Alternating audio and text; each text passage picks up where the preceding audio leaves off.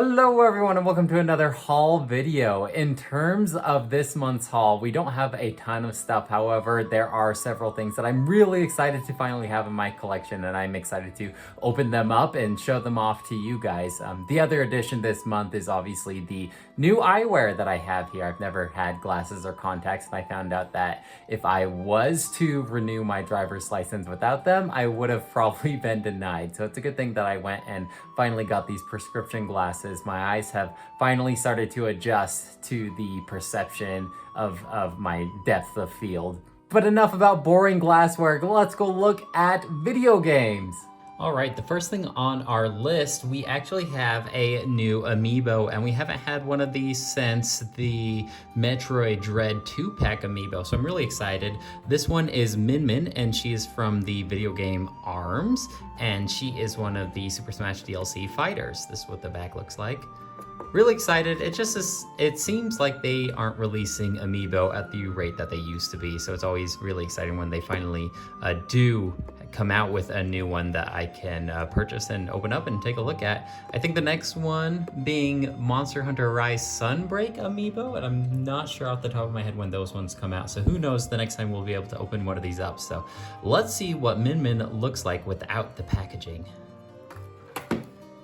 And here is the Min Min Amiibo. I don't know a lot about arms. I know that you can change out the arms for different weapon types, and it looks like in this case she is given a dragon arm, and I think this is like a boomerang arm that like is a projectile that shoots, like fires forward and then launches back towards you. So like I said, I don't know a lot about arms. I played the demo of it and I wasn't too interested in it, but that's because I'm not a big fan of fighting games, so that could be why. But it definitely seems to be taking a unique Nintendo approach to the fighting genre.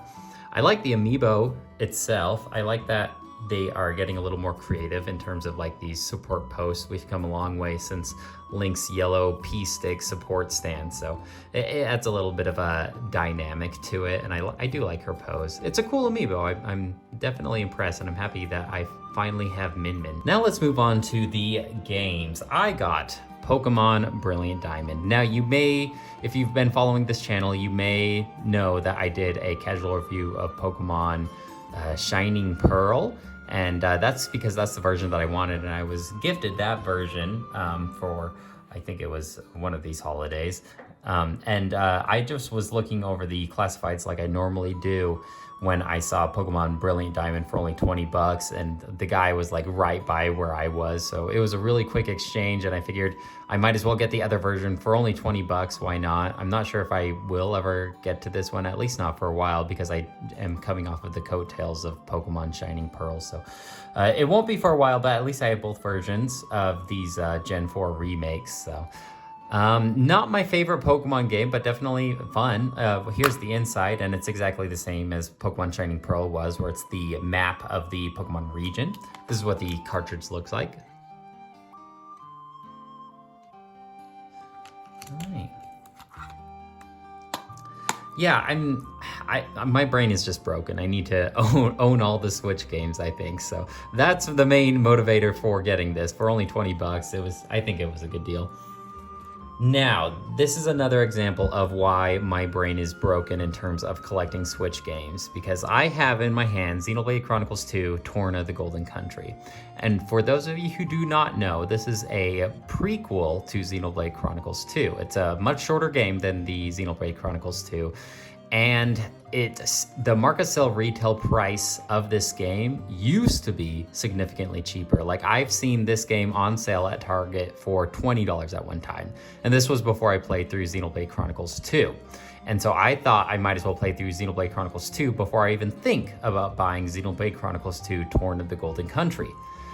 Unfortunately, that plan did not come into fruition, because this regularly only had like 1 or 2 physical print runs. And so the physical copy of this game became very hard to find, and people are reselling this game for $80, $90, $100, $120. Like the price of this prequel was way more than the original Xenoblade Chronicles 2, and even that one was increasing in price. Now, there were some, like the used copies for Xenoblade Chronicles 2, not Torna, you could still find them around for maybe like $60 at like GameStop.com. They are around. They were hard to find, but they were around. Now this Torna, the Golden Country, was significantly more difficult to find, and I just kept kicking myself for not buying this physical copy for $20 at Target when I saw it. So it definitely, I used to have the mentality where I could always wait, and costs of games would always drop down in price quite significantly after the first couple of years.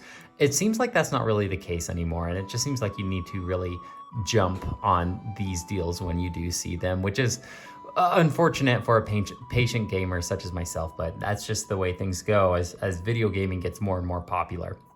All that to say, there was a website called pnp.com, and this game is a Canadian-based game, and they found out that they can do more physical prints of games if they order like 5,000 copies of them or whatever. And so they were selling this game for $80 Canadian, so I think it came out to maybe like $63 for this, and that is significantly more than I wanted to spend for it. But I really wanted to play this game, and I really wanted the physical copy of it because Xenoblade Chronicles 2 is one of my favorite games on the Nintendo Switch. And so it's just, again, it's just my broken brain. And so, yeah, I did purchase this. And this also comes with some DLC for the original Xenoblade Chronicles 2. So one day when I do replay through that game, I would like to play through the DLC that I've missed in the past. All right, so all that to say, here is the download code for the DLC for Xenoblade Chronicles 2. I haven't redeemed it yet, and the code is on the other side of this booklet, so I'm not gonna show that off. We're just gonna set that off to the side, but this is what the inside of the game looks like, and there's Malos there with his way awesome weapon, and it looks like he's overlooking Torna right here. This is what the cartridge looks like. And I know what you're wondering, and the answer is yes, I have already pre-ordered Xenoblade Chronicles 3.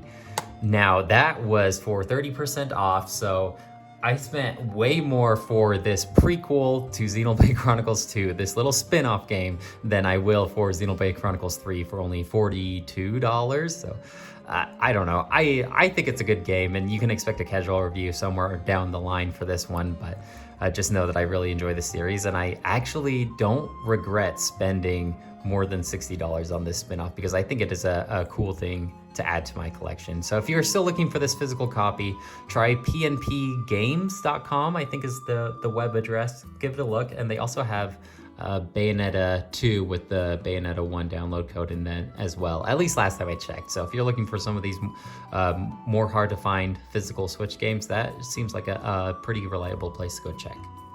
Now last, but maybe least, I'll let you guys decide, we have Axiom Verge 1 and the Axiom Verge 2 bundle. And this is a game published by Limited Run, at least the physical copy of it.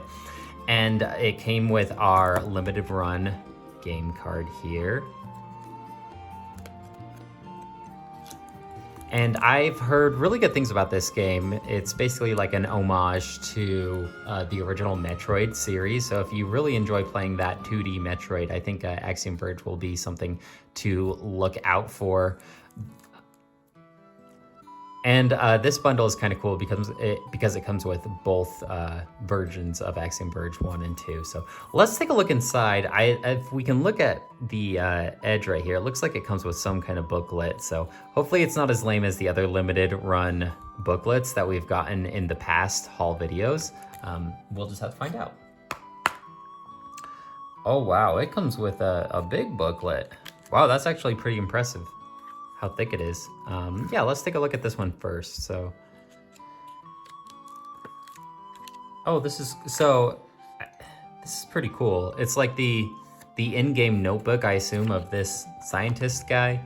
I don't really know like anything about the series, but I'm just guessing it looks like scribbles and illustrations made with a pen, like quick scientist information. This is really cool. It's got like little maps and details about like the enemies in the game. I'm really impressed with this booklet. I think it's really cool. I'm worried if there's spoilers in here, so after I beat the first two games, I'll take a deeper dive into this notebook, but well, we got here some prep notes. Wow, so it's like embedded into like a basic manual here. And they have like a switch light there, some notes on the combat. Why can't all games have like a cool little notebook like this? It just seems like an error of its time. Wow, that's really cool. I'm really impressed with this. Little touches like these game manuals can go a long way for me. So this is what the inside looks like. And it looks like we have a reverse cover. You can actually switch this around. I think I like the cover of this a lot better than this though, at least in my opinion. This is what the cartridge looks like. It seems to have this hard divide between the Axiom Verge 1 and Axiom Verge 2.